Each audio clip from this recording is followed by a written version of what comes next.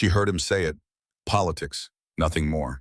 Cassian stood on the stone balcony above the great hall, one hand pressed against her stomach where 6 weeks of secret life grew, and listened to her husband reduce their marriage to a transaction. Below the pack celebrated. Warriors slammed fists on tables. Beer flowed, music swelled. They toasted the memory of Lyanna, the woman Dorian had actually loved, the woman he'd chosen, the woman Cassian could never be. And moments ago she'd watched him place Lyanna's moon necklace around another woman's neck. Watched him smile at Brielle in a way he'd never smiled at his own mate. The mate bond throbbed in her chest. She could feel Dorian through it. Feel his warmth directed at everyone except her. Feel his grief, his comfort in memory. Feel absolutely nothing aimed toward the wife carrying his child. Cassian's decision crystallized like ice. A child should be joy, not burden. Her baby deserved a home where its mother mattered. Where its mother was more than a peace treaty with a pulse. They deserved better than this. The celebration continued below. No one noticed the Luna slip away from the balcony. No one saw her return to the North Tower, pack a small bag, remove her wedding band. No one stopped her when she walked through the gates and disappeared into the forest. By dawn, the Luna would be gone. The morning Cassian left Silverbrook, snow fell like ash. She stood in her childhood bedroom for the last time, watching gray light creep through frosted windows. 23 years in this room. 23 years of belonging. One conversation with her father had ended it all. Your name or war, he'd said. Choose. She'd chosen her name. For her pack. For the families who would burn if borders erupted. For the children who didn't understand why adults solved problems with teeth and blood. The dress they'd given her was silver white, traditional for peace brides. She'd seen 3 others wear it. None had come home. Cassian touched the fabric. Silk that cost more than practical. Beautiful and cold, like everything about this arrangement. Her mother had cried while fastening the buttons. Her father hadn't come to say goodbye. He'd already said what mattered. You're my peace offering. Make me proud. The carriage waited in the courtyard. Blackwood Ravencrest sigil carved into the door. A raven clutching a crown. She'd studied it as a child in history books. The Northern Pack. The Mountain Wolves. The ones who valued strength above all else. And she was going to be their Luna. Cassian climbed into the carriage without looking back. If she looked back, she might run. If she ran, people would die. So she sat straight, hands folded in her lap, and watched Silverbrook disappear through the rear window. The journey north took 3 days. The land changed as they climbed. Green valleys gave way to rocky slopes. Trees shortened, bent by wind. The air grew thin and sharp. By the 3rd morning, snow covered everything. The carriage wheels crunched through at a rhythm that matched her heartbeat. She tried to imagine the man she would marry, Alpha Dorian of Ravencrest. She knew the facts, 28 years old. Led his pack since 24 when his father died in battle. Respected, feared, undefeated in territorial disputes. But facts weren't the same as knowing. She didn't know if he smiled, if he was kind, if he would look at her like she was a person or a transaction. The carriage stopped. Cassian looked out. They'd arrived at Ravencrest's gates, massive stone structures built into the mountainside. Wolves lined the walls watching, not celebrating, not welcoming, just watching. The door opened, a hand extended. She took it. The man who helped her down was not Dorian. Older, maybe 35, with scars across his knuckles and kind eyes. He bowed slightly. Welcome to Ravencrest, Luna. I'm Tavish, head of the guard. She nodded. Tried to smile, failed. The gates opened. Cassian walked through into her new life. Ravencrest was carved from the mountain itself. Stone buildings with steep roofs to shed snow. Narrow streets that wound between cliffs. Everything built for survival, not beauty. Wolves stopped to stare as she passed. She felt their eyes like weight. Tavish led her to the great hall. Its doors were twice her height, oak reinforced with iron. They swung open to reveal a long room lined with burning torches. At the far end, a raised platform. On it, a man. He stood alone.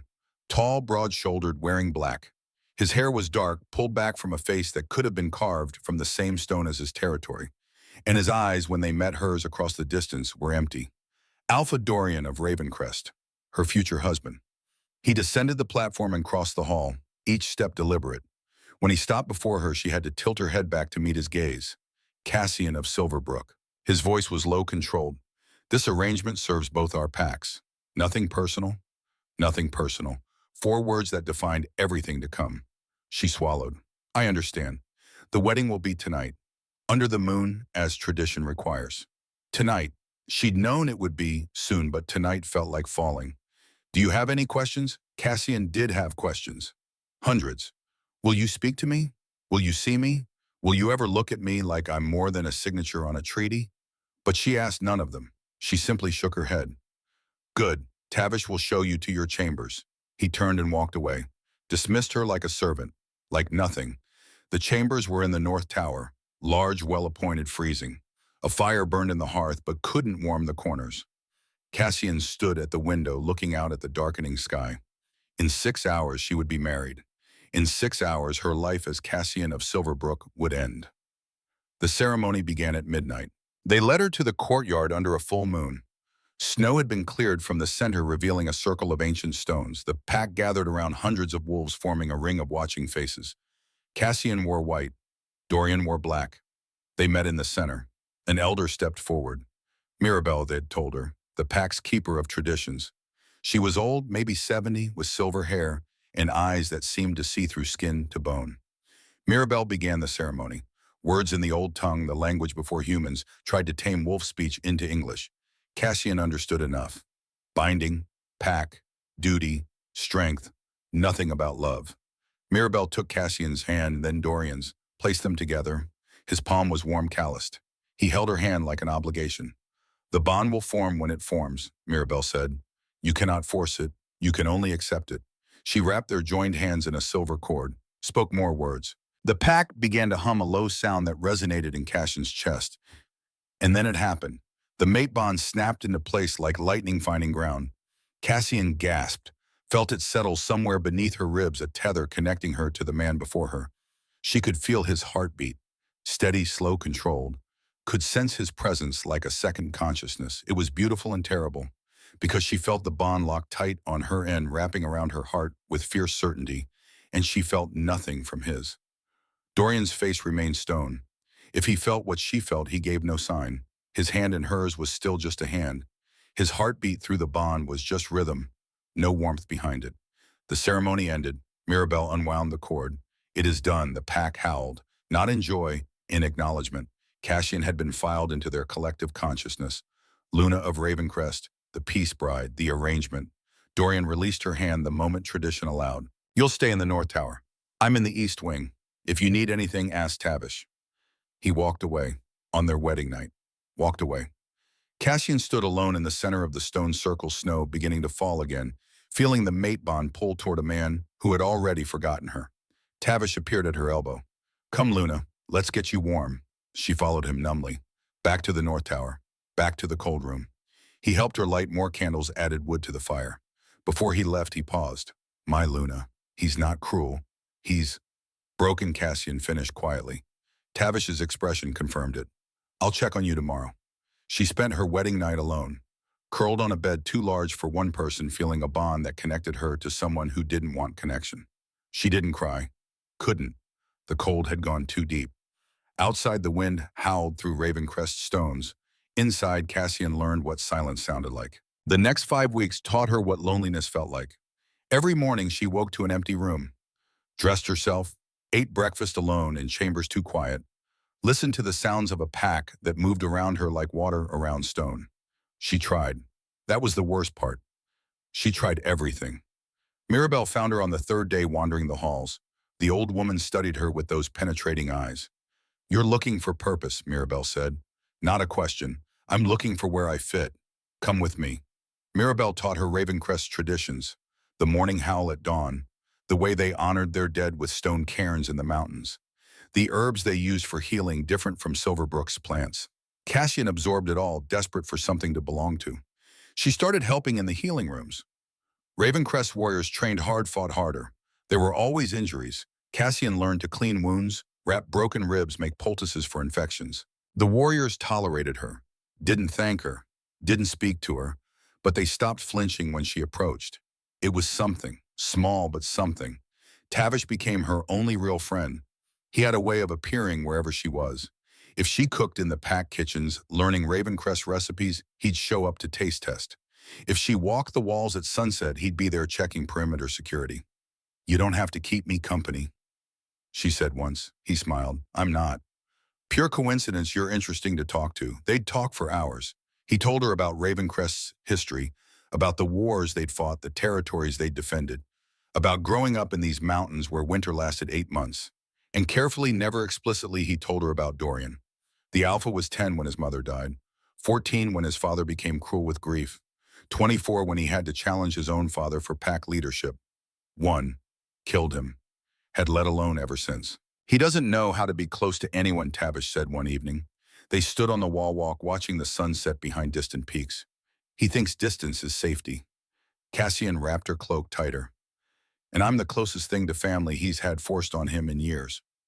Tavish didn't argue. The truth sat between them, cold as the wind. But there was more. Cassian sensed it in the way people looked at her. Pity mixed with something else. Knowledge they wouldn't share. She found the answer in week 4. Dorian's study was in the East Wing. She'd never been there, never been invited. But she'd been looking for Tavish to ask about a patient's medication, and someone said he was with the Alpha. She knocked. No answer. Knocked again. Still nothing. The door was slightly ajar. She pushed it open. The study was lined with books and maps, a desk covered in reports, and above the fireplace a portrait. A woman. Maybe Cassian's age, perhaps younger. Dark hair, laughing eyes, wearing a moon necklace that caught painted light. She was beautiful, achingly impossibly beautiful. Cassian stood frozen, staring at the face of someone who clearly mattered, who was honored with placement above the Alpha's hearth, whose memory lived in this room where Cassian had never been invited. "Liana." The voice came from behind her. Cassian spun. Dorian stood in the doorway, his face unreadable. Her name was Liana. "My chosen mate. She died 2 years ago. Chosen mate. Not fated, not bond. Chosen." The implication crashed over Cassian. He'd chosen Liana, loved her, lost her, and then the mate bond had connected him to Cassian instead. She was replacing someone irreplaceable. "I'm sorry," Cassian whispered. "For your loss." Dorian's jaw tightened. "You shouldn't be in here. I was looking for Tavish. I didn't mean to intrude. This room is private." He waited, expectant. Cassian understood. He was waiting for her to leave. She left. Behind her, she heard the door close. Lock click into place. That night, Cassian sat in her cold room and understood. She wasn't just competing with distance. She was competing with a ghost. A woman who'd been chosen, who'd been loved, who'd mattered. And Cassian was the unwanted replacement the bond had forced on him. The mate bond itself was torture. Every day she felt him, his presence in the East Wing, his emotions muted but there. Grief, always grief, a low constant hum. Sometimes anger, never joy, never warmth. And she felt his awareness of her, knew when he noticed her across the great hall during meals, felt his attention land on her like a bird on a wire light and ready to flee. But he never spoke to her. Not unless required for pack business. Even then, his words were minimal. Status of border patrol, supply issues, council meeting times. Never "how are you," never "are you settling in," never "I see you trying." By week 5, Cassian stopped trying to engage him. She focused on her work. The healing rooms needed her. Mirabelle's wisdom fed something in her soul. Tavish's friendship kept her sane. She built a life around the hole where a husband should be. And then on the second day of week 5, she missed her cycle. At first, she told herself it was stress. New environment, new pack mate, bond settling. Bodies did strange things under pressure. But she knew. Deep in her bones, she knew. Mirabelle found her in the herb room staring at a bundle of motherwort. "How far?" the old woman asked. Cassian startled. "How did you—" "I've delivered 300 babies. I know the look." Cassian's hands shook. "I don't know, 5 weeks, maybe 6. Mirabelle closed the door, sat beside her. "Does he know?" Cassian laughed. It sounded broken. "He doesn't even know I exist. How do I tell him he's going to be a father?" "Do you want to tell him?" The question hung there. Did she want to give him this news, this joy that should bind them closer, knowing he'd receive it as another obligation? Cassian touched her stomach. Nothing showed yet. But beneath her palm, cells were dividing. Life was building. A child, half her, half him, all theirs. "A child should be joy, not burden," Mirabelle said softly. "Wait until you know his heart." "What if I never know his heart?" "Then you'll know that too, and you'll decide what comes next." Cassian nodded. couldn't speak past the tightness in her throat. That night she lay in bed with both hands on her stomach, spoke to the tiny cluster of cells that would become a person. "I don't know what I'm doing," she whispered. "I don't know if your father will ever love me. I don't know if I can stay in a place where I'm invisible. But I promise you this, you will never doubt your worth. No matter what, you'll know you matter." The weeks blurred together. Cassian worked in the healing rooms, learned Ravencrest's rhythms, felt her body change in small, secret ways. Fatigue, slight nausea in the mornings, breast tender. She hid it all, wore loose tunics, avoided Mirabelle's knowing eyes, focused on surviving each day. Dorian remained a ghost in her life, present but absent, alpha but not husband. She saw him at pack gatherings, watched him lead with confident authority, saw warriors respect him, elders defer to him, and she saw him with Brielle. Brielle was a warrior, 24 skilled with blades beautiful in a sharp-edged way, and she looked exactly like Lyanna. Cassian noticed it immediately, the same dark hair, the same laugh, the same way of tilting her head when listening. Isolde, the pack's chief advisor, noticed Cassian noticing. "Strong resemblance, isn't it?" Isolde said one evening. They stood in the great hall watching Brielle demonstrate fighting techniques. Cassian didn't respond, but Isolde continued, voice like honey over poison. "Dorian chose Lyanna, loved her completely. When she died, he said he'd never love again." Isolde paused. "Some wolves, when they lose their chosen mate, never recover. The fated bond that comes after, it's just biology, not choice, not real." Cassian's hands clenched. "I should go." "Of course," Isolde smiled. "I just thought you should understand. You're replacing someone irreplaceable. Good luck with that." Cassian walked away, kept walking until she reached her tower, closed the door, locked it. Then she sat on the floor and let herself acknowledge the truth. She was 6 weeks pregnant with the child of a man who would never choose her, who looked at another woman and saw the ghost of his real love, who treated his fated mate like an unfortunate obligation, and she had no idea what to do about it. The memorial celebration was announced in week 6, 2 years since Lyanna's death. Dorian insisted on marking it, not with mourning but with celebration. To honor her memory, he said, to remember her light. The pack prepared, decorations went up, food was prepared, warriors polished armor. Everyone spoke of Lyanna in reverent tones. Cassian helped with preparations because she didn't know what else to do. Hung garlands, arranged tables, listened to stories about how wonderful Lyanna had been. Beautiful, kind, strong, perfect. No one mentioned Cassian was the current Luna. No one acknowledged the awkwardness of celebrating the previous almost Luna, while the actual fated Luna arranged flowers. Tavish found her in the kitchens the night before. "You don't have to attend," he said quietly. "No one would blame you."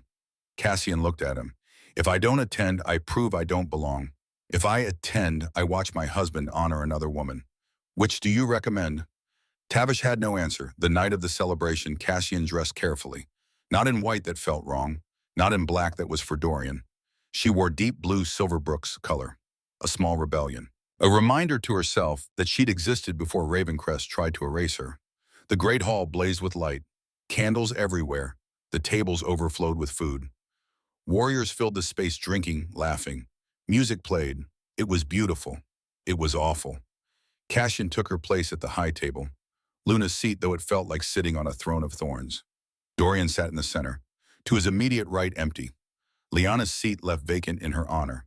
To his left, where Cassian sat, felt like exile. The celebration began. Wolves toasted, shared memories of Lyanna.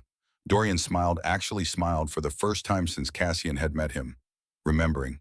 And beside him, strategically placed by someone, Brielle sat in the seat just beyond Lyanna's empty chair. Cassian watched Dorian's eyes drift to Brielle, watched him see Lyanna in her features, watched him soften in a way he'd never softened looking at Cassian. The mate bond throbbed in her chest. She could feel his emotions. Grief, yes, but also something gentler. Comfort, warmth. Directed at a woman who wasn't his mate, Cassian's hand went to her stomach. Protective. 6 weeks and 2 days, a secret that grew heavier every moment. The toasts continued. Stories. Laughter. Then Isolde stood, raised her glass. To Alpha Dorian, she said, voice carrying, who has led with strength despite personal loss. "We know the bond gave you a new mate, but we also know," she glanced at Cassian, "that some connections are political necessity. Not all bonds are equal." Uncomfortable silence rippled through the hall. Several wolves shifted. Isolde pressed on. What I mean is you could have chosen a stronger Luna, someone raised for leadership, someone trained in our ways. She looked directly at Cassian. Not a girl from a smaller pack given to prevent war. Cassian's face burned, but she kept her expression neutral, hands folded in her lap, one hand over her secret. Brielle leaned toward Dorian, whispered something. He listened, almost smiled. Then someone from the crowd, a young warrior, called out, "What about your current Luna? Does she get a toast?" The music paused. All eyes turned to Dorian. He lifted his glass, paused, looked at Cassian for the first time that evening, and said flatly without inflection, "She serves her purpose. The marriage prevents war. Politics, nothing more." The words hit like stones. Not "she's my mate," not "she's trying," not even "she's here," just politics, nothing more. Cassian felt something crack inside her chest. Not the bond that remained cruel and constant. Something else. The last fragile hope that maybe someday he might see her. The music swelled. Conversation resumed. The moment passed for everyone else. But Cassian couldn't move, couldn't breathe. 6 weeks pregnant, sitting in a hall full of wolves, celebrating another woman, listening to her husband reduce her to a political transaction. Then it got worse. Dorian reached into his pocket, drew out something small, stood. The hall quieted again. He walked to Brielle. The crowd watched. Liana would have wanted her memory to live. She wore this every day. It should belong to someone who reminds us of her. He held up a necklace, silver chain, moon pendant, the one from the portrait, Liana's moon necklace, and he placed it around Brielle's neck. The symbolism was complete, the replacement official. Brielle flushed, touched the pendant. "Thank you, Alpha." The pack applauded. Cassian stood. No one noticed. They were all watching Dorian and Brielle, watching him smile at someone who wasn't his fated mate. She walked to the balcony, the same balcony where she'd stood 6 weeks ago when she first arrived. The same view of mountains and sky. But everything was different now. Her hand pressed against her stomach. 6 weeks and 2 days. A child growing in a home where its mother was called politics. She thought of her own father's words, "Make me proud." She thought of Dorian's words, "Nothing more." She thought of Isolde's words, replacing someone irreplaceable. And she thought of Mirabelle's words, "You'll decide what comes next." Cassian looked out at the dark forest beyond Ravencrest's walls, at the mountains she'd crossed to get here, at the path that could take her away. A child should be joy, not burden. A child deserved a home where its mother mattered. A child deserved better than this. She deserved better than this. The decision settled over her like snow. Quiet, inevitable, final. Cassian returned to her chambers. The celebration continued below, music and laughter drifting up through stone. She moved methodically, packed a small bag, her mother's bracelet from Silverbrook, the herbs Mirabelle had given her, a knife for protection, warm clothes. She removed her wedding band, simple silver placed on her finger 6 weeks ago under a full moon. She laid it on the pillow. No note, what could she say?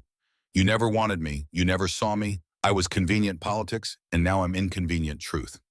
She couldn't write that, couldn't give him the satisfaction of knowing he'd broken her. So she left only the ring, cold and final. The tower was empty. Everyone was at the celebration. Cassian walked down the stairs, through the corridors, past rooms filled with music, past windows showing wolves dancing. A guard stood at the north gate, young, maybe 20. He saw her approaching with her bag. "Luna." She met his eyes. "I need to walk, clear my head." He hesitated. "Alone at night, I grew up in these mountains," she lied. "I know how to handle myself." It wasn't quite a lie. Silverbrook had mountains too. Different mountains, but mountains. The guard looked uncertain, but she was Luna. He couldn't refuse her without cause. "Be safe, my Luna." She nodded, walked through the gate, and kept walking. Behind her, Ravencrest blazed with light and celebration. Ahead, the forest waited, dark and deep and silent. Cassian didn't look back. Looking back would break her. Looking back would make her doubt. So she walked forward into the darkness, one hand on her belly, and disappeared into the trees. Inside the great hall, the celebration continued. Music swelled. Wolves danced. Dorian stood with Brielle, talking, almost comfortable. And in the north tower, on a pillow in an empty room, a wedding band caught moonlight through the window. The Luna was gone. Dorian woke at dawn to cold beside him. He'd spent his wedding night alone. Spent every night since alone. This morning should have been no different. But something pulled at him. The mate bond insistent. Wrong. He ignored it. Rose, dressed, went to his study where Liana's portrait waited above the fireplace. His morning ritual, looking at her face, remembering. Today felt different. The bond wouldn't settle. He tried to work, reviewed patrol reports, supply inventories, border security updates, but his concentration fractured. The bond pulled, tugged, demanded attention. Dorian stood, walked toward the North Tower. He never went there. Cassian's space. But the bond wouldn't quiet. He climbed the stairs, knocked on her door. No answer. Knocked again. Silence. He opened the door. The room was neat. Bed made, curtains drawn back. Empty. On the pillow, catching morning light, a silver wedding band. Dorian picked it up, felt its weight, understood its meaning. She was gone. His first thought, she returned to Silverbrook. Ran home. Couldn't handle Ravencrest. Relief touched him. Then shame at the relief. Then the bond flared. Pain. Distance. Growing. She hadn't gone home. She'd gone somewhere else. Dorian ran, found Tavish in the training yard. The head guard took one look at his face and knew, where Tavish's expression shuddered. When last night, during the celebration. The celebration? Tavish's jaw tightened. You gave Liana's necklace to Brielle, in front of the entire pack, in front of your wife. It was symbolic. Honoring it was cruel. Tavish's voice rarely carried anger. Now it shook with it. You stood before everyone and replaced her. Made it clear who mattered, who didn't. Dorian's hand clenched around the ring. She's my mate. She's pack. She wouldn't just leave. Wouldn't she? Tavish stepped closer. You've ignored her for 6 weeks, barely spoken to her. Let Isolde undermine her publicly. Called her politics. The word echoed. Dorian remembered saying it. Remembered the look on Cassian's face. Or rather, the lack of look. She'd kept her expression perfectly neutral. He'd thought she didn't care. He'd been wrong. Assemble search teams, Dorian said. Now, already done. Tavish turned, called orders. Within minutes, warriors gathered. But Dorian didn't wait. He followed the bond. Let it pull him north toward the mountains, toward wherever she'd gone. Behind him, Ravencrest erupted into organized chaos. The Luna had vanished. Cassian walked until her legs trembled. The forest at night was a living darkness. Trees creaked. Wind howled. Small creatures moved through underbrush. She kept her knife ready, kept moving. The mate bond screamed, pulled her back toward Ravencrest, toward Dorian. She fought it, pushed forward. Her body wanted to return. Her heart knew better. By dawn, she'd put miles between herself and the pack. Her feet ached. Her bag felt heavier. But she didn't stop. She needed distance, needed space to think, to decide what came next. The baby. She touched her stomach. 6 weeks, maybe 7 soon. Still so small, but already changing everything. I won't raise you there, she whispered. Won't let you grow up watching your mother be nothing. The trees thinned. Ahead a rocky slope. Cassian climbed. Her breath came harder. The altitude. The pregnancy. The emotional weight of everything. At the top, she looked back. Could see Ravencrest in the distance. Stone towers, smoke rising. Home to hundreds of wolves. Not home to her. She turned away, kept walking. By midday, she found what she needed. A rocky overhang, natural shelter, protected from wind. Near a stream, not a cottage, no convenient cabin, just stone and earth and possibility. Cassian set down her bag, studied the space. Her father had taught her survival. Every Silverbrook wolf learned how to build shelter, find food, survive alone. She'd never thought she'd need those skills. She gathered branches, dead wood from the forest floor, arranged them against the rock face, created a windbreak, a frame. It took hours. Her hands blistered, her back ached, but slowly shelter emerged. She lined the inside with pine boughs, softer, warmer, dug a fire pit, ringed it with stones from the stream. By evening, she had the skeleton of survival. A space that was hers, not beautiful, not comfortable, but hers. Cassian sat inside her shelter, built a fire with shaking hands. The flames caught, grew, pushed back darkness. She pulled out the food she'd packed. Bread, dried meat, cheese, enough for maybe 3 days. Then she'd need to hunt. The mate bond throbbed. She could feel Dorian's awareness, his alarm, his search. Part of her wanted to reach back through the bond. Say, I'm here. I'm safe. Come find me. But she didn't, couldn't, because what would he find? A wife he never wanted, a problem he'd have to solve. No, She needed to be alone, needed to prove to herself she could survive without him. Cassian ate slowly, drank water from the stream, spoke to the baby. Your grandfather would be proud, she said. I'm building us a home, temporary, but ours. The fire crackled, wind moved through trees, night fell completely, and Cassian Luna of Ravencrest slept alone in a shelter she'd built with bleeding hands. In Ravencrest, Dorian tore apart his study. Reports flew, maps scattered. He was looking for something, anything, evidence of where she might go. Tavish entered, found nothing. She took nothing. Dorian's voice was raw. No supplies, no money, just disappeared. She took something. Tavish held up a book. Found this in her room, a journal, leather-bound, Cassian's. She left it. Tavish said quietly, maybe she wanted you to read it. Dorian took the journal, felt its weight, hesitated. Reading someone's private thoughts without permission felt like violation. But she'd left it, left everything except her mother's bracelet and Mirabelle's herbs. She'd left this for him to find. Dorian opened it, flipped through pages, entry after entry, Cassian's attempts to belong, her efforts to learn Ravencrest's ways, her hope fading with each passing day. He stopped on 3 entries that destroyed him. Day 3. He hasn't spoken to me except about pack business. Meals are silent. He eats in his study. I eat alone. The mate bond pulls at me constantly. I feel him in the East Wing, feel his presence, feel his indifference.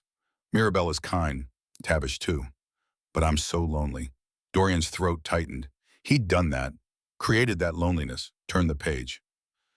Day 35. I think I'm pregnant. 5 weeks, maybe 6. I should be happy, terrified. Something. But all I feel is alone. How do I tell him? How do I say you're going to be a father when he can't even look at me without seeing someone else? Pregnant, the word hit like a physical blow.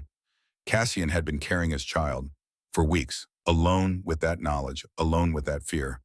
And he'd called her politics. Day 42. Tonight is Liana's memorial. I'm going to attend because not attending would prove I don't belong. Attending will prove it anyway. I'm wearing blue, Silverbrook's color, a reminder that I existed before Ravencrest tried to erase me. I don't know what comes next, but I know I can't keep living like this. Can't bring a child into a home where its mother is invisible. A child should be joy, not burden. My baby deserves a home where I matter. We deserve better than this. The journal ended. Dorian closed it, sat in silence. Let the weight of her words settle. She tried, every day, tried to belong, to connect, to be seen. And he'd refused to see her, chosen grief over growth, chosen memory over the living woman before him. Tavish stood in the doorway, waiting. She's pregnant, Dorian said. His voice broke on the word. 6 weeks, maybe 7 now. She's been carrying my child and I didn't know. Didn't ask, didn't care. You cared about the wrong things. I called her politics. Dorian looked up, met Tavish's eyes. She stood on a balcony, pregnant and alone, and heard me reduce her to a treaty. Yes. And then I gave another woman Liana's necklace, right in front of her. Yes. Dorian stood. The journal fell to the floor. I have to find her. You will. Tavish's voice was certain. The bond will lead you. But when you find her, what will you say? That I'm sorry. Sorry isn't enough. Tavish stepped into the room. She didn't leave because you said the wrong thing. She left because you showed her every day for 6 weeks that she didn't matter. Words won't fix that. Only time. Only change. Dorian's jaw clenched. Then I'll change. Will you or will you find her, bring her back, and return to the same patterns? The question hung between them. Dorian wanted to say, I'll change. I promise. But promises were easy. Cassian had learned not to trust them. He'd have to prove it. Every day. With actions, not words. If Dorian could find her. If she'd give him the chance. The first week moved like water through stone. Slow. Relentless. Changing everything. Cassian learned to survive. She hunted rabbits. Small game. Her father had taught her to set snares. The skills came back. Not easy. Not natural. But adequate. She gathered berries, roots. Edible plants Mirabelle had shown her. Boiled stream water. Rationed carefully. Her shelter improved. She reinforced walls with mud and moss. Created a better door from woven branches. Made it warmer. Safer. Every evening she spoke to the baby. We're doing okay, she'd say. Hand on her stomach. Not comfortable. Not easy. But okay. The mate bond was constant torture. It pulled. ached, demanded she return. Some nights the pain was physical. She'd curl around it, gasping, fighting the urge to run back. But she didn't, couldn't, because returning meant accepting less than she deserved, and she deserved to matter. In Ravencrest, Dorian searched, every day, following the bond. The pull led him north into the mountains, but the mountains were vast, dense forest, countless hiding places. He found signs, a broken branch here, disturbed ground there. Someone had passed through, but tracking one wolf through wilderness was nearly impossible. The pack fractured over her disappearance. Younger wolves were angry. She tried, they said. We saw her trying. Where were you? Older wolves were cautious. She abandoned her duty, abandoned the pack. Warriors were divided. Some blamed Cassian, some blamed Dorian, some blamed both. Isolde moved through it all with calculated calm, managing the political fallout, discussing alliances, preparing for Silverbrook's potential response. She's created a diplomatic crisis, Isolde said in council. Silverbrook gave us their daughter for peace. We lost her. They could see this as breach of contract. Then we find her, Dorian said, and we fix this. If she wants to be found. She's my mate, my responsibility. Is she? Isolde's eyes were sharp. Or is she a political arrangement you no longer need? The room went silent. Dorian stood, slowly, looked at his chief advisor. Saw her clearly for the first time in months. What are you saying? I'm saying, Isolde continued smoothly, that fated bonds can be complicated, especially when they're inconvenient, especially when they interfere with pack leadership. Cassian is my mate. The bond is real. But is it wanted? The question landed like a blade. Dorian had asked himself the same thing 6 weeks ago, when the bond first formed. Had he wanted it? No. Had he resented it? Yes. Had he shown Cassian that resentment every single day? Yes. This meeting is over, Dorian said. His voice carried alpha command. Everyone out, except Tavish. The council filed out. Isolde last. She paused at the door. I'm trying to protect you, Alpha. Protect the pack. Then help me find my mate. She smiled. Small. Knowing. Of course. When the door closed, Tavish spoke. You see it now. Dorian looked at him. See how much she's been managing you. Controlling information. Directing your attention. Isolde's been more than chief advisor. She's been pulling strings. Why, I don't know yet. But I'm going to find out. The second week brought answers. Tavish found them in the archives. Records that didn't match. Numbers that didn't align. Financial discrepancies going back 18 months. Someone had been embezzling. Not much. Not enough to notice immediately. But steady, consistent. Thousands over time. Tavish traced the accounts, found the signature on transfer orders. Isolde. He brought the evidence to Dorian, spread papers across the desk, showed him the pattern. She's been stealing from the pack, Tavish said. For over a year. Small amounts. Buried in legitimate expenses. Dorian studied the records, felt cold settle into his bones. Why power, money, both? Tavish paused. A grieving alpha is easier to control than a focused one. You were buried in loss. She kept you there. Encouraged it. Made sure you stayed isolated. The pieces connected. Isolde's constant mentions of Lyanna. Her subtle undermining of Cassian. Her suggestion that the fated bond was inconvenient. She needed me distracted, Dorian said. Needed me not to look too closely at pack finances. At her decisions. And Cassian threatened that. A real mate would pull you out of grief, would make you present, engaged, aware. So she made sure Cassian felt unwelcome. Made sure I stayed distant. Tavish nodded. She didn't create your grief, but she weaponized it. Dorian's fist hit the desk. The sound echoed. I let her manipulate me while I ignored my mate. Yes, Tavish said quietly. You did. The truth sat between them. Brutal, undeniable. Dorian had been complicit in his own isolation, had chosen grief over growth, had let Isolde pull strings because it was easier than feeling. And Cassian had paid the price. We bring Isolde in, Dorian said. Now, full accounting of every transaction, every decision, already arranged. Tavish stood. But Dorian, finding her crimes doesn't fix what you did. I know. When you find Cassian, if you find her, this won't make it better. Won't excuse 6 weeks of silence, I know, Dorian repeated. But at least you'll know. It wasn't all me. I was manipulated. That doesn't erase my choices. But it's part of the truth. Tavish nodded, started to leave, paused. The search teams found something. North Ridge, signs of shelter being built. Recent. Dorian's head snapped up. How recent days, maybe. Fresh cut branches. Disturbed ground. Someone's living there. Show me. They rode out within the hour. The third week began with snow. Not a storm, just steady, relentless snow. It covered Cassian's shelter, weighted down the branches, made everything harder. She reinforced the roof, gathered more firewood, hunted in the cold. Her fingers went numb, her face burned with windburn. But she survived. Cassian's hands hardened. Blisters became calluses. Her body adjusted to physical labor. She was leaner, harder, different. The baby was growing. She could feel it. Her stomach wasn't obviously rounded yet, but the changes were there. Subtle, private, real. She spoke to it constantly, told it about Silverbrook, about her childhood, about the pack she'd left to prevent war. I hope you're proud of me, she whispered.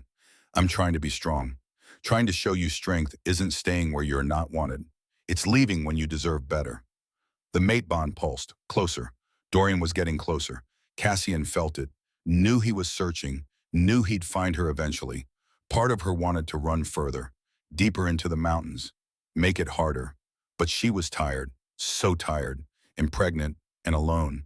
Maybe being found wouldn't be the worst thing. Maybe. Dorian followed Tavish up the north ridge, through snow and trees, to a rocky overhang. There, Tavish pointed. Dorian saw it, shelter, crude but functional, built into the rock face, smoke rising from inside. Someone was there. He dismounted, approached slowly. The mate bond screamed. Recognition, certainty. Cassian. He stopped 10 feet from the entrance, called her name. Movement inside. Then she appeared in the doorway. Dorian's breath caught.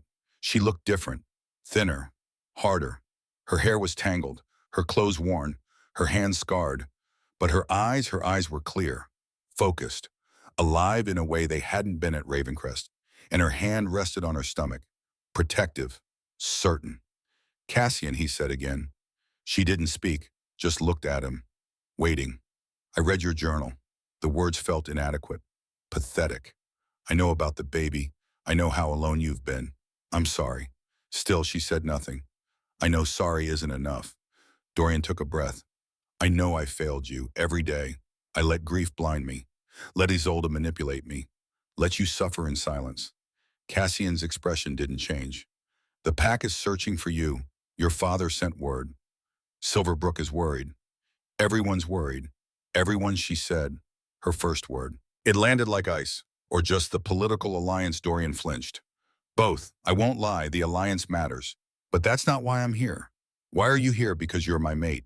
Because you're carrying my child. Because I was wrong. She laughed, sharp, bitter. You were wrong. That's what you came to say. You ignored me for 6 weeks, called me politics, gave another woman my predecessor's necklace. And now you're sorry, yes? Dorian said simply. That's exactly what happened. And it was all wrong. Cassian's hand pressed harder against her stomach. What's changed? What's different now that you know I'm pregnant? Everything. Nothing. Dorian struggled for words. I was wrong before I knew. The baby doesn't make you matter. You already mattered, and I just couldn't see it. Why not? Because I was afraid. He forced the admission, afraid that if I let the bond work, if I let myself feel, I'd betray Liana's memory. And now I understand. Dorian met her eyes. Liana is gone. I loved her. I'll always love her. But she's gone. And you're here. Alive. Real. Trying. And I nearly destroyed that because I was too broken to see. The snow fell between them, silent, heavy. Cassian's eyes shimmered, but her voice stayed steady. What do you want from me? I want you to come home. Why? Because it's politically convenient. Because an heir matters. Because I want to try. Dorian took a step closer. I want to know you. Really know you. I want to make this work. Not because of the alliance. Not because of the baby. Because you deserve a mate who sees you. Do I? Cassian's voice broke. Because I've spent 6 weeks being invisible. 6 weeks trying to matter.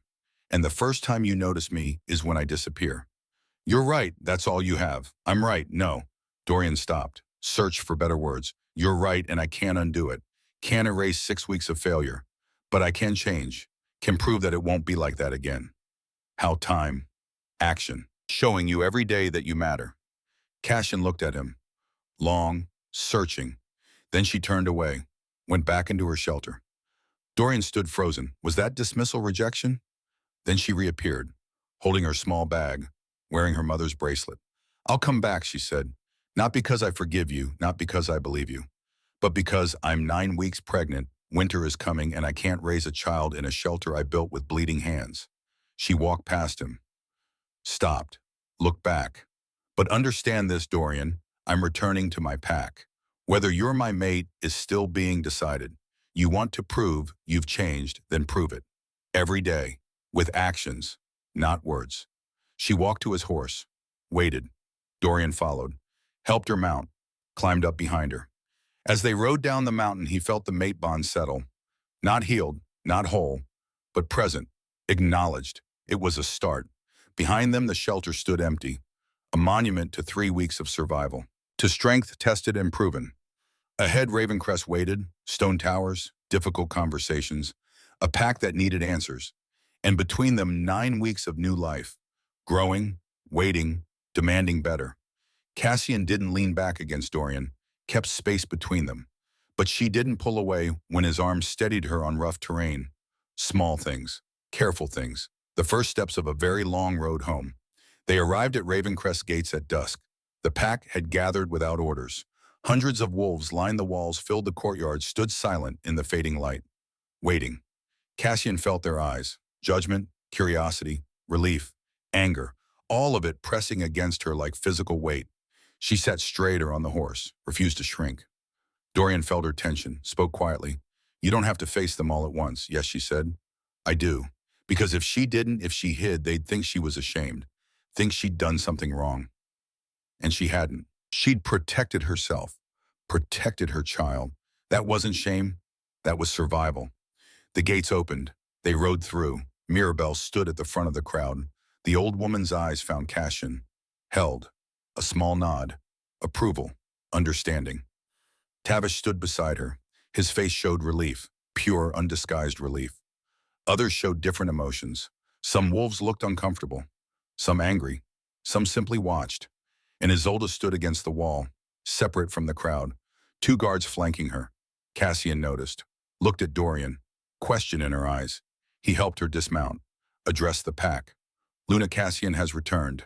His voice carried alpha authority. She is safe. She is home. Murmurs rippled through the crowd. Home. Safe. But what she wanted, Dorian continued. There will be explanations, answers. But not tonight. Tonight she needs rest. He looked at Cassian, asked permission with his eyes. She nodded, small, tired. Mirabelle stepped forward. Come, child. Let's get you warm. Cassian followed the old woman, felt the pack's eyes tracking her, felt Dorian's gaze, felt everything, but she kept her head high, kept walking. Behind her, the crowd dispersed, slowly, reluctantly. The North Tower room felt foreign, like a place she'd visited once long ago, not home, just a room. Mirabelle helped her sit, brought warm water, clean clothes, food. You built a shelter, Mirabelle said. Survived 3 weeks alone. Pregnant. Cassian met her eyes. You knew. Of course I knew. Mirabelle smiled, faint, sad. I'm old. Oh, man. Not blind. I saw you leaving that night. Didn't stop you. Why not? Because you needed to know you could survive without him. Mirabelle poured tea. And now you do. Cassian wrapped her hands around the warm cup. Now I do. But you came back. I came back to my pack. Not to him. Mirabelle nodded. Good. Make him earn you every day. How long? As long as it takes. Mirabelle's eyes held ancient knowing. You've learned your worth. Now teach him to see it. They sat in comfortable silence. Then Cassian asked, Isolde, why the guards? Mirabelle's expression hardened. Tavish found evidence. Embezzlement. Manipulation. She's been controlling Dorian for over a year, keeping him isolated, keeping him grieving. Because a grieving alpha is easier to control. Exactly. And you threatened that control. A real mate would pull him out of grief, so she made sure I felt unwelcome. She did more than that. Mirabelle leaned forward. The night Lyanna died, the raiders who attacked. Tavish found evidence Isolde hired them. Cassian's cup stilled. She killed Lyanna indirectly. Orchestrated the attack. Lyanna died in the fighting. Isolde created Dorian's grief, then weaponized it. The cruelty of it settled over Cassian. Layered, calculated, monstrous. There'll be a trial, Mirabelle said. Tomorrow, you should attend. I will. Mirabelle stood. Rest now, you and the baby need it. After she left, Cassian lay down, fully clothed, on top of the covers, in a room that wasn't home. She touched her stomach, spoke quietly. We're back. I don't know if it was the right choice. Don't know what comes next. But we're here, and this time she wouldn't disappear into silence. The trial convened at midday. The entire pack gathered in the Great Hall. Council members sat at the high table. Dorian presided. Tavish presented evidence. Cassian sat in the Luna's chair, not hidden on a balcony, not invisible. Present, visible, claiming her space. Isolde stood in the center, bound, flanked by guards. Her expression was calm, too calm. Tavish laid out the evidence. Financial records, witness testimony, communications with raiders, a pattern of manipulation spanning 18 months. Isolde listened, didn't deny, didn't defend. When Tavish finished, Dorian spoke. Do you dispute any of this? No, Isolde said. Her voice was steady. I did everything described. Embezzled funds, hired raiders, manipulated you, all of it. Gasps rippled through the hall. Confession without coercion, without pressure. Why, Dorian asked. Isolde looked at him, really looked. Because you were weak, buried in grief, making emotional decisions. The pack needed strong leadership.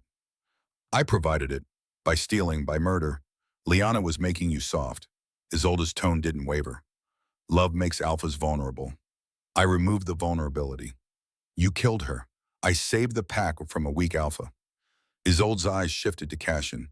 And when the bond gave you another mate, I tried to prevent the same mistake.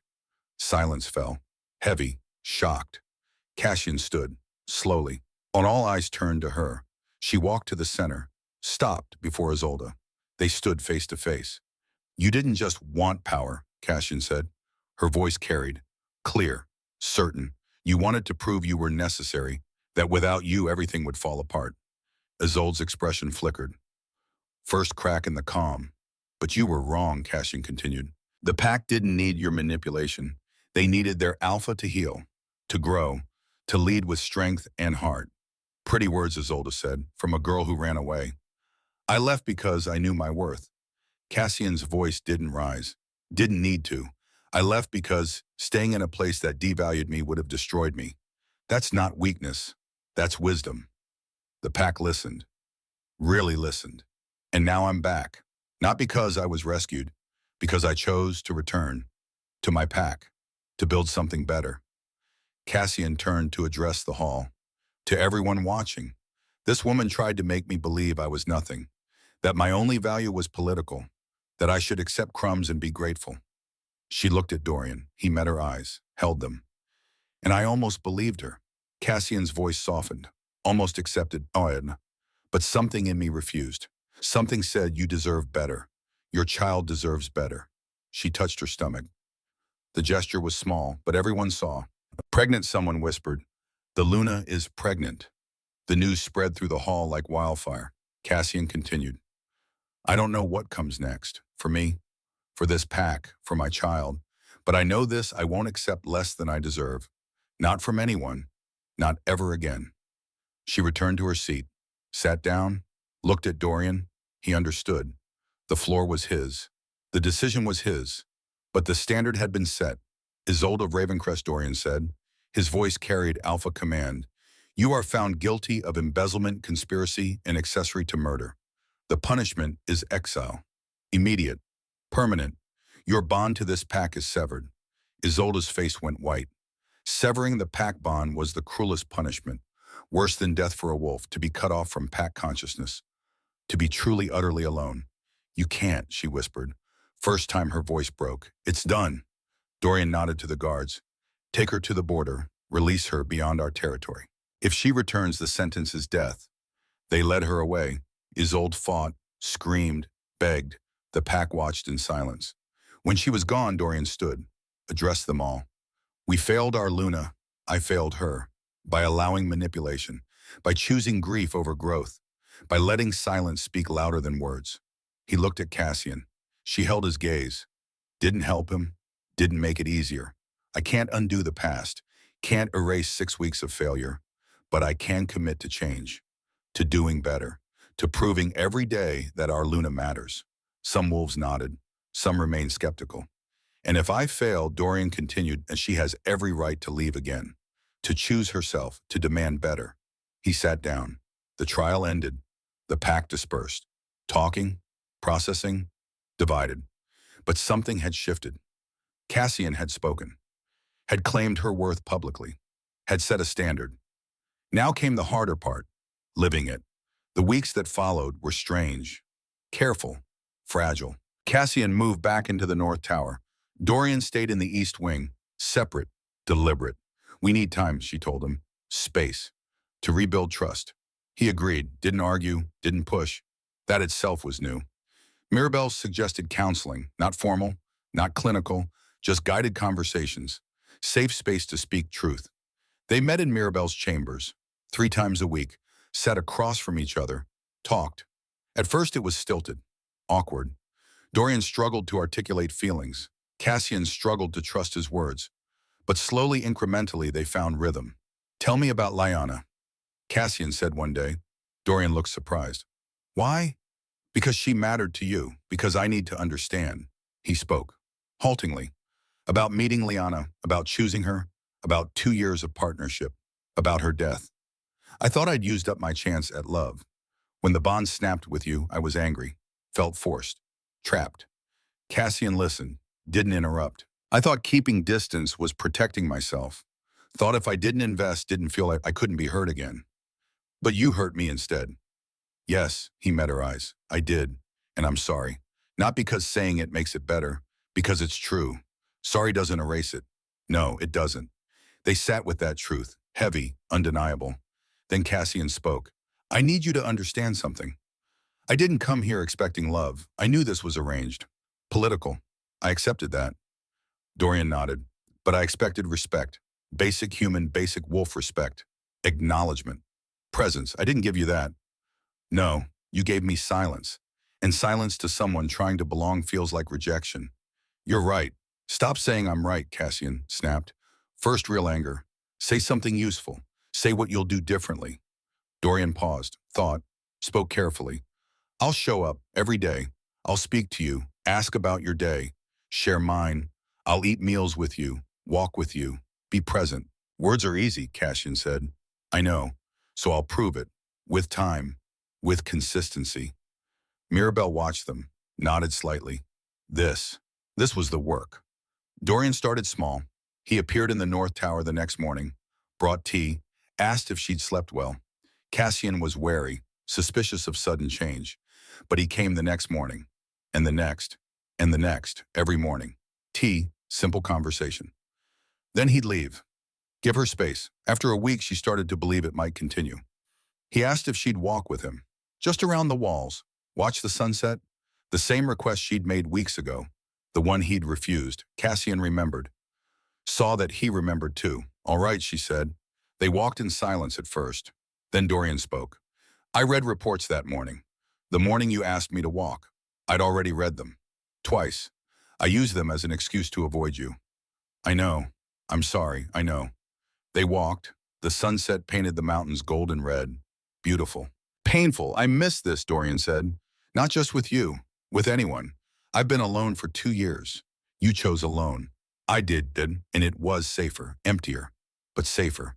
And now I'm trying to choose different. They watched the sun disappear. Darkness crept up from the valleys. Cassian spoke. I'm not ready to forgive you. I know. I might never be ready. I know that too. But I'm willing to try, to see if you mean what you say.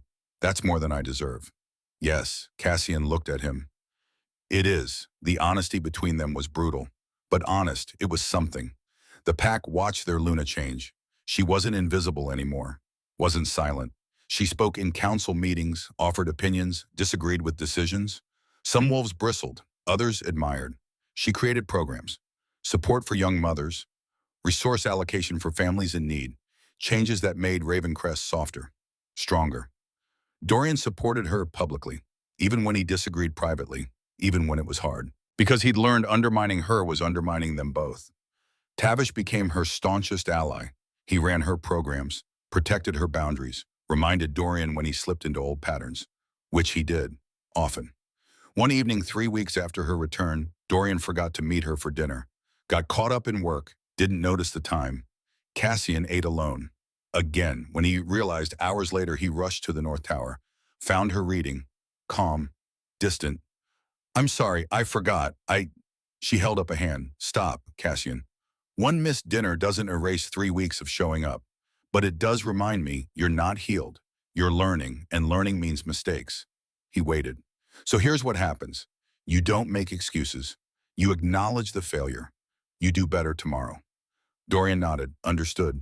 No excuses. Just, I failed, I'll do better. Yes, I will. Prove it. He did. Showed up the next morning and the morning after, consistent, present, trying. The pregnancy progressed. Cassian's stomach rounded, visible now, undeniable. She was carrying Ravencrest's heir. Wolves treated her differently, with deference, protection. She hated it. I'm pregnant, not broken, she snapped once. Stop acting like I'll shatter. But the instinct was strong. Protect the Luna, protect the heir. Dorian was worst, hovering, anxious, overprotective. After 2 weeks, Cassian confronted him. You need to stop. Stop what? Treating me like glass. I'm capable, strong. I survived 3 weeks alone in the mountains. I know, but no buts. Trust me. Trust my body. Trust that I'll ask for help if I need it. It's hard. Knowing you're carrying our child, knowing I almost lost you both. But you didn't. We're here. We're okay. Dorian breathed, nodded, tried to ease back. It was hard for him, the fear, the what-ifs. But he tried, because she asked, because her boundaries mattered. At 16 weeks, they had their first real moment of connection. Cassian was in the garden, tending herbs. Dorian found her there, stood watching. She felt his presence, didn't turn, but spoke. You can help if you want. He knelt beside her. She showed him which plants to harvest, how to cut without damaging. They worked in silence, comfortable silence, different from before. Then Cassian stopped, put a hand on her stomach. Oh, what Dorian's alarm spiked. The baby. She took his hand, placed it on her belly. Wait. They stayed still. Seconds passed, then movement, small, fluttering, like wings beneath skin. Dorian's breath caught. That's our child. Cassian's eyes filled. That's our child. They knelt together in the garden, his hand on her stomach, both feeling life move between them. Something shifted, subtle, profound. Not forgiveness, not healed, but connection, real, undeniable. Dorian looked at her. Thank you for this, for trying, for giving me a chance I don't deserve. You're earning it, Cassian said, slowly. But you're earning it. That night, for the first time, she didn't feel completely alone. The months passed, 28 weeks of small moments. Daily proof, slow healing. Dorian showed up, every morning, every evening, consistent. They ate meals together, talked, sometimes laughed, sometimes argued. But they were present, both of them, trying. Cassian found her voice in pack leadership. Became Luna not just in name, but in truth. Wolves came to her with problems, respected her judgment, followed her lead, and Dorian supported her. Publicly, privately, even when it was hard. At 30 weeks, they had their first real fight. Border dispute, neighboring pack. Dorian wanted to respond with force. Cassian argued for diplomacy. They disagreed, loudly, in front of the council. Later in private, Dorian was cold. You undermined me. Cassian met his anger with her own. I disagreed with you. That's not undermining, that's partnership. I'm Alpha, and I'm Luna. She stepped closer. Equal, not subordinate.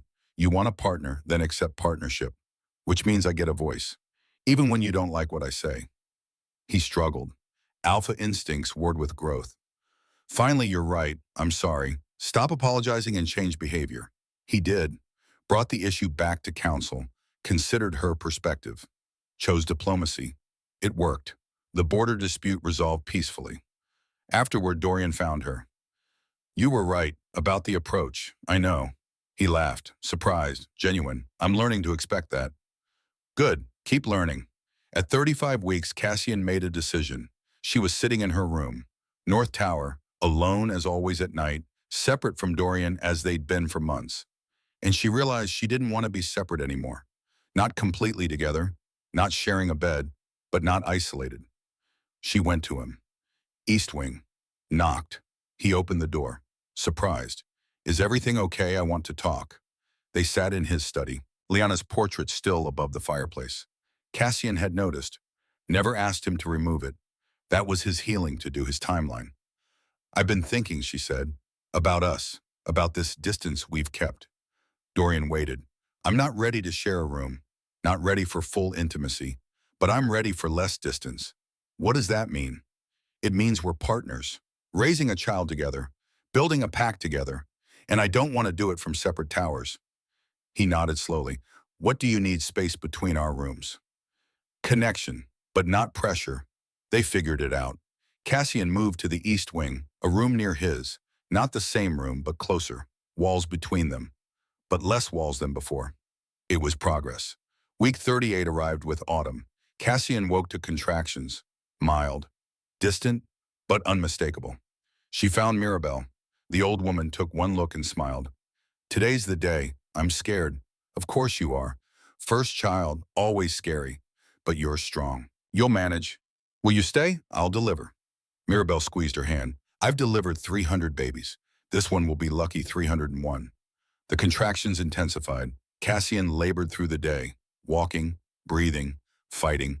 Dorian was beside her, not hovering, not invasive, just present.